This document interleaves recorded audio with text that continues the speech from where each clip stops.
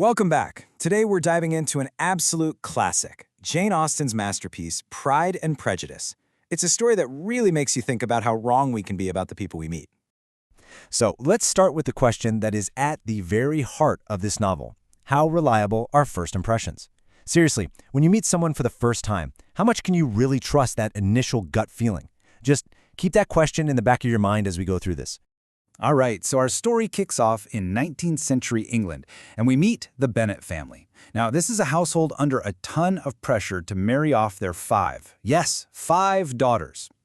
And you really need to understand the stakes here. See, there's no son, which means the family's house, their entire fortune, it's all legally promised to a male relative. So the girl's whole future, both socially and financially, literally depends on them marrying well. The pressure is definitely on. And right into this high-stakes world, two very different and very eligible bachelors arrive. First, you've got Charles Bingley. He's rich, super charming, and friendly to everyone. And then you have his friend, Fitzwilliam Darcy. He's even richer, but yeah, he comes off as cold, proud, and kind of arrogant. So at a local party, you can just feel the sparks fly between the kind-hearted Jane Bennet and the cheerful Mr. Bingley. It's immediate. But for our main character, the super-witty Elizabeth Bennet, things go, well, very differently. She actually overhears Mr. Darcy say she isn't attractive enough for him to even bother dancing with. Ouch. And that one single comment, it completely cements her prejudice against him, right then and there. Okay, so these first impressions aren't just one-off things. They don't just fade away. Now we're going to see how they start to harden into these really powerful beliefs, fueled by a whole lot of pride and a web of some pretty convincing lies. In this slide right here, it just brilliantly lays out the central conflict of the whole book. You've got Darcy's pride. He genuinely believes the Bennet family is beneath him socially. And that clashes head-on with Elizabeth's prejudice, her absolute conviction that Darcy is just a mean, arrogant guy. So Darcy actually acts on his pride. He doesn't think Jane is really serious about his friend Bingley, so he convinces Bingley to just pack up and leave town. Of course, this completely breaks Jane's heart. And for Elizabeth, this is just more proof that, yep, Darcy is a cruel man. Just when Elizabeth's opinion of Darcy couldn't possibly get any lower, she meets the charming army officer George Wickham. He tells her this tragic story about how Darcy cheated him out of his inheritance, basically painting Darcy as a complete villain. And, why would she doubt this handsome, friendly guy? It confirms everything she already thought. And then things get wild. The story hits its first huge climax. To Elizabeth's total shock, Darcy proposes marriage, but his pride completely ruins it. He basically gives the most insulting proposal in history, going on about how he's proposing despite her family's low status. Wow. Yeah, no surprise there. Elizabeth is absolutely furious.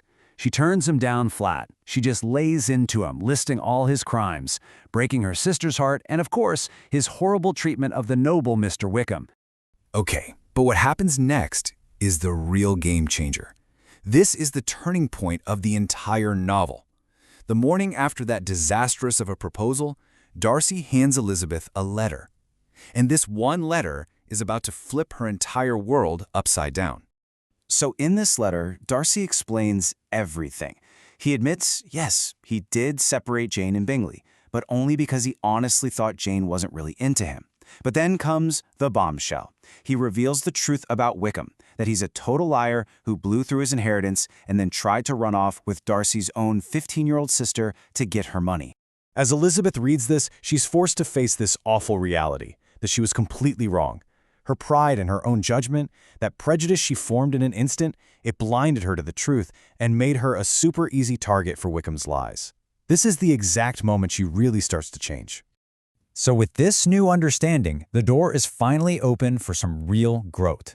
And we're about to see a huge change of heart, not just for her, but for him too. It's time to see the real Mr. Darcy.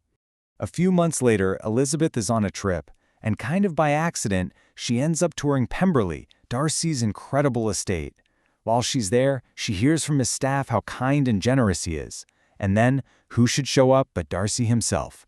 And he's not proud, he's not arrogant, he's humble and thoughtful and gracious. For the first time, she's seeing the real him. But the ultimate proof of Darcy's change comes when total disaster strikes her family. Elizabeth's youngest sister Lydia runs off with the villain, Wickham.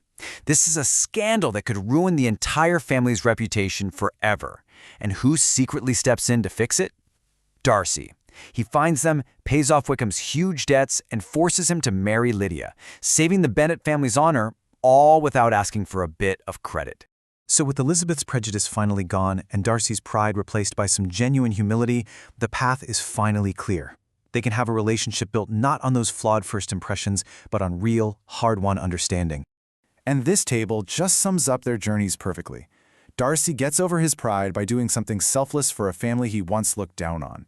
And Elizabeth gets over her prejudice by finally facing the truth in that letter and admitting she was wrong. And in the end, we get our happy endings. Bingley comes back to Jane, and they get married.